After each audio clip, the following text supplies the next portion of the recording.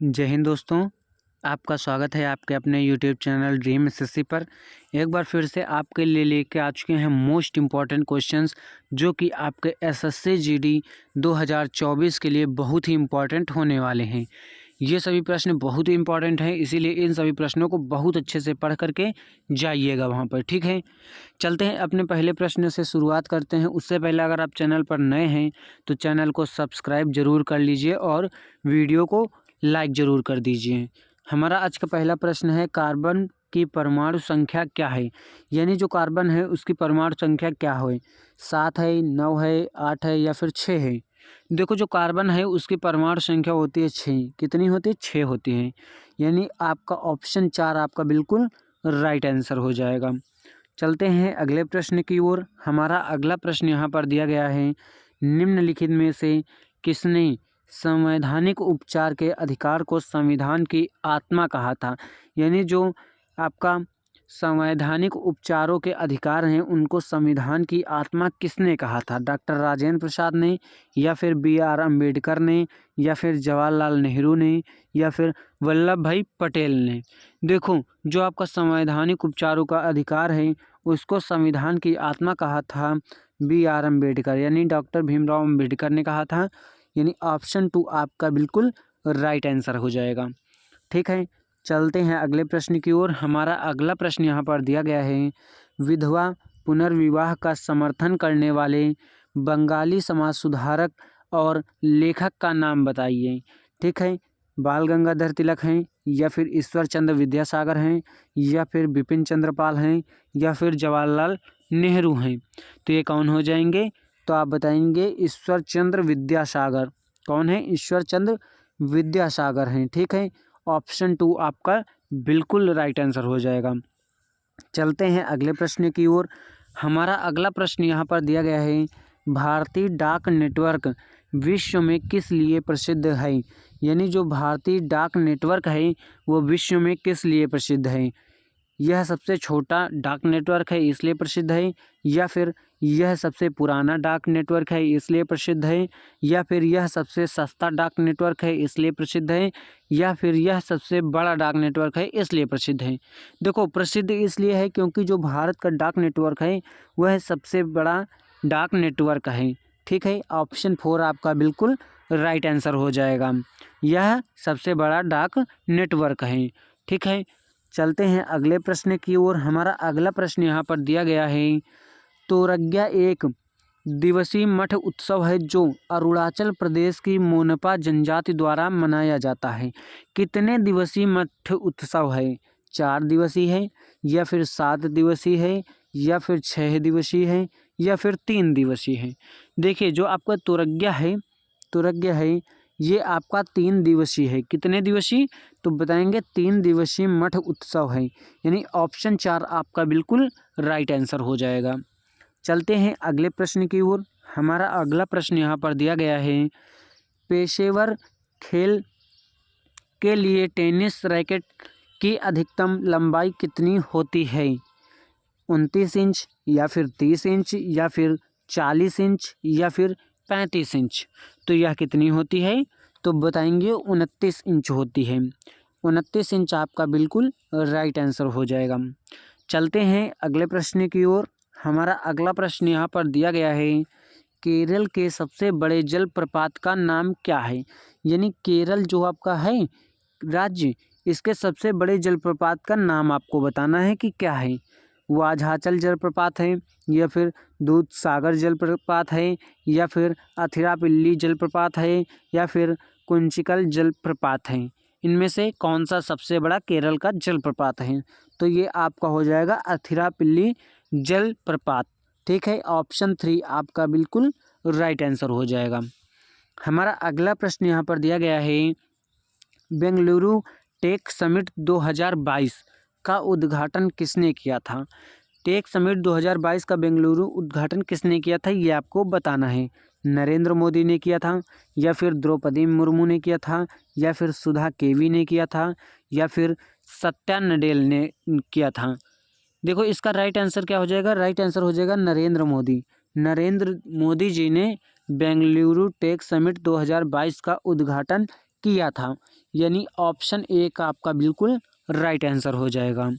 चलते हैं अगले प्रश्न की ओर। हमारा अगला प्रश्न यहाँ पर दिया गया है, किस पंचवर्षीय योजना का मुख्य फोकस भारी और बुनियादी उद्योगों का विकास तथा तीव्र औद्योगिकीकरण था? कौन सा था? पहली पंचवर्षीय योजना का, या फिर चौथी का, या फिर तीसरी का, या फिर दूसरी का? देखो, जो आपकी दूसरी पंचवर्षीय योजना है इसका उद्देश्य था, मुख्य फोकस था भारी और बुनियादी उद्योगों का विकास एवं तीव्र औद्योगिकीकरण।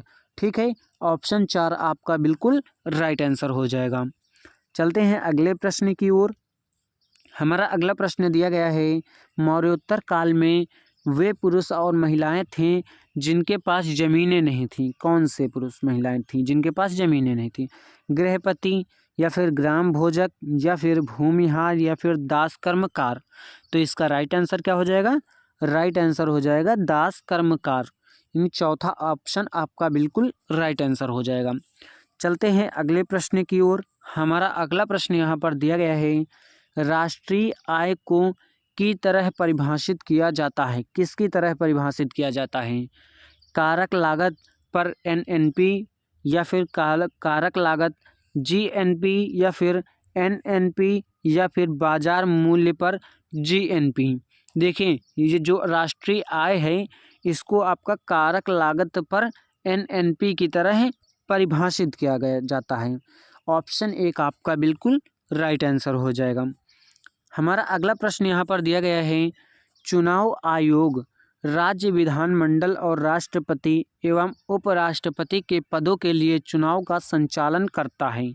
कौन? डिप्टी स्पीकर, या फिर संसद, या फिर स्पीकर, या फिर प्रधानमंत्री? तो इनमें से कौन है? संसद है। चुनाव आयोग संसद राज्य विधानमंडल और राष्ट्रपति एवं उपराष्ट्रपति के पदों के लिए चुनाव का संचालन करता है। ठीक है, ऑप्शन 2 आपका बिल्कुल राइट आंसर हो जाएगा। हमारा अगला प्रश्न दिया गया है, हरित क्रांति के परिणाम स्वरूप भारत में खाद्य फसलों का आयात था कैसा था? बढ़ गया था, या फिर प्रतिबंधित हो गया था, या फिर कम हो गया था, या फिर अप्रभावित रहा था हरित क्रांति के परिणाम स्वरूप? तो यह आपका तब कम हो गया था। क्या हो गया था? खाद्य फसलों का आयात कम हो गया था। आयात क्या होता है? आयात होता है जब कोई दूसरे देश से कोई वस्तु अपने देश में लाई जाती है तो उसे आयात कहते हैं, और जब अपने देश से कोई दूसरे देश कोई वस्तु भेजी जाती है तो उसे निर्यात बोलते हैं। क्या बोलते हैं? निर्यात बोलते हैं। तो यहाँ पर आयात का कम हो गया था, जो आयात होता था वो कम हो गया था। ठीक है, चलते हैं अगले प्रश्न की ओर। हमारा अगला प्रश्न यहाँ पर दिया गया है, जनगणना, ठीक है, 2011 के अनुसार देश का दूसरा सबसे कम जनसंख्या वाला राज्य कौन सा है? दूसरा सबसे कम जनसंख्या वाला राज्य पूछा गया है। अरुणाचल प्रदेश, या फिर मेघालय, या फिर मिजोरम, या फिर सिक्किम? तो इनमें से कौन सा था? इनमें से आपका मिजोरम था। मिजोरम आपका बिल्कुल राइट आंसर हो जाएगा। हमारा अगला प्रश्न यहाँ पर दिया गया है, बिक्री कर कौन लगाता और वसूल करता है? यानी जो बिक्री कर होती है उसे कौन लगाता है और कौन वसूल करता है? पंचायती राज, या फिर राज्य सरकार, या फिर स्थानीय राज्य, या फिर नगर पालिका? तो इनमें से राइट आंसर क्या हो जाएगा? राइट आंसर हो जाएगा राज्य सरकार। यानी बिक्री जो कर होता है वो राज्य सरकार द्वारा लगाया जाता है और वसूल किया जाता है। ठीक है, चलते हैं अगले प्रश्न की ओर। हमारा अगला प्रश्न यहाँ पर दिया गया है, नदी के बहाव की दिशा के परिवर्तन के कारण बनी हुई झील को क्या कहते हैं? यानी जो नदी के बहाव की दिशा के परिवर्तन के कारण झील बनती है उसे हम क्या कहते हैं? लैगून झील, या फिर प्लाया झील, या फिर घाटी झील, या फिर गोखुर झील? तो इसे हम कहते हैं गोखुर झील। ठीक है, ऑप्शन 4 आपका बिल्कुल राइट आंसर हो जाएगा। चलते हैं अगले प्रश्न की ओर। हमारा अगला प्रश्न यहाँ पर दिया गया है, भारतीय जिम्नास्ट दीपा कर्माकर ने किस वर्ष ओलंपिक में भाग लिया था? किस वर्ष? 2016 में, या फिर 2008 में, या फिर 2012 में, या फिर 2020 में? तो ये लिया था 2016 में, यानी आपका 2016 आपका बिल्कुल राइट आंसर हो जाएगा। चलते हैं अगले प्रश्न की ओर। हमारा अगला प्रश्न यहाँ पर दिया गया है, आयरन की कमी से क्या होता है, यानी आयरन की कमी से कौन सा रोग होता है, थायराइड या फिर हाइपोकैल्सीमिया या फिर एनीमिया या फिर क्वाशरकोर। तो ये जो आपके आयरन की कमी से होता है वो क्या होता है, एनीमिया होता है, यानी ऑप्शन 3 आपका बिल्कुल राइट आंसर हो जाएगा।